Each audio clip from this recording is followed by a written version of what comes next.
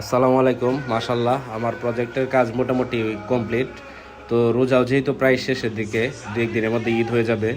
তো আমরা চাচ্ছিলাম যে হচ্ছে গিয়ে এলাকার মানুষকে ছোটোখাটো একটা মিলাদ দেওয়ার জন্য, যেহেতু রমজান মাস এবং আমাদের প্রজেক্টের শুভ উদ্বোধন হচ্ছে। তো টুকটাক কাজ শুরু হয়ে গেছে, বাবুর্চি আইসাই গর্ত করে খাবার টাবার রেডি করা শুরু করে দিছে এবং মোটামুটি কাজ শুরুর দিকে। আমরা হচ্ছে গিয়া গরুর মাংস দিয়া বিরিয়ানি রান্না করব।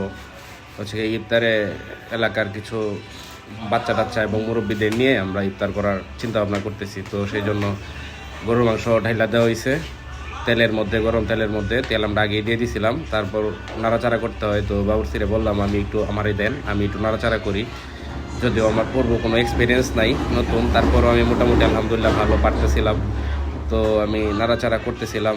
আর হচ্ছে বাবুর্চি মশলা টশলা পেঁয়াজ মরিচ যা লাগে টুকটাক সব দিয়ে দিতেছিল। আর আমার কাজ ছিল শুধু নাড়ানো।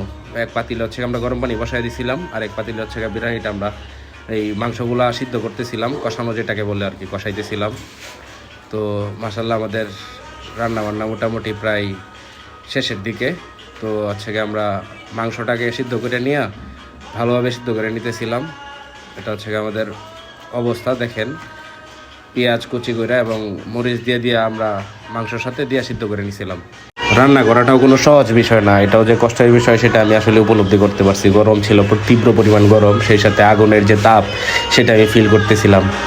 তো মাশাল্লাহ আমাদের পেঁয়াজের কালারটা বাদামি কালার হয়ে যাওয়ার পরে আমরা হচ্ছে গিয়ে মাংসটা এবং আলু টালু যা লাগে, আরও তেজপাতা ধনিয়া হলুদ জিরা সব কিছু দিয়ে আমি আবারও নাড়াচাড়া করতেছিলাম।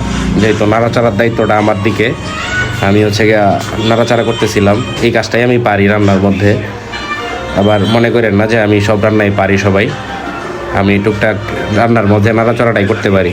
আগুনও দিতে পারি না, যেহেতু গরম ছিল অনেক এবং আগুনের তাপটাও অনেক, আপনারা দেখতেছেন হয়তো। তো মাংসের মধ্যে আমরা এখন চাল দিয়ে দিয়েছিলাম। তো চালটা দিয়ে ভালো করে নাড়াইতে হবে যেন চালটা লেগে না যায়। বাবুর্চি আমারে বারবার বুঝাই দিতেছিল। মাশাল্লাহ কি সুন্দর গন্ধ বেরোইছে। যদিও এটা আমি উপলব্ধি করতে পারছি, আপনারা শুধু ভিডিও দেখতেছেন। দেখেন দোয়াটা এবং কালারটা দেখলে হয়তো আপনারা বুঝতে পারবেন যে আসলে বিরিয়ানির কোয়ালিটিটা কেমন ছিল। আলহামদুলিল্লাহ রান্না প্রায় শেষ। এখন হচ্ছে গিয়ে বাবুর্চি কলাপাতা দিয়ে, কলাপাতা আগে কেটে আনছিলাম, কলাপাতা দিয়ে ঘুরে দিতেছিল। ঘুরে দেওয়া হচ্ছে আগুনের মধ্যে, আর 5 মিনিট বসাই দিলেই মাশাল্লাহ হচ্ছে গিয়ে আমাদের বিরিয়ানি কমপ্লিট হয়ে যাবে। তো পাতা দিয়ে ঘুরে দেওয়ার কাজ শেষ। এখন হচ্ছে গিয়ে মামার বাবুর্চি মিল্লা পাতিলটা ধইরা উপরে তুলে দিতেছিল আগুনের জন্য একটু তাপ পায়। আর আগুনটা হচ্ছে আমরা পানি দিয়ে নিবাই দিয়েছিলাম যেন অতিরিক্ত তাপ আবার না যায়। তো গরমটা বেশি থাকার জন্য আমার হচ্ছে ডাব খাইতে মন চাইলো, একটা ডাব পাইরে নিলাম। আর বিকালবেলা হচ্ছে গিয়া আমার ফিশারির পরিবেশটা অনেক অসাধারণ থাকে, এইটা আমি মিস করতে চাই নাই। এই জন্য আমি ফিশারিতে চলে গেছি এবং পরিবেশটা একটু ঘুরে ঘুরে দেখতেছিলাম।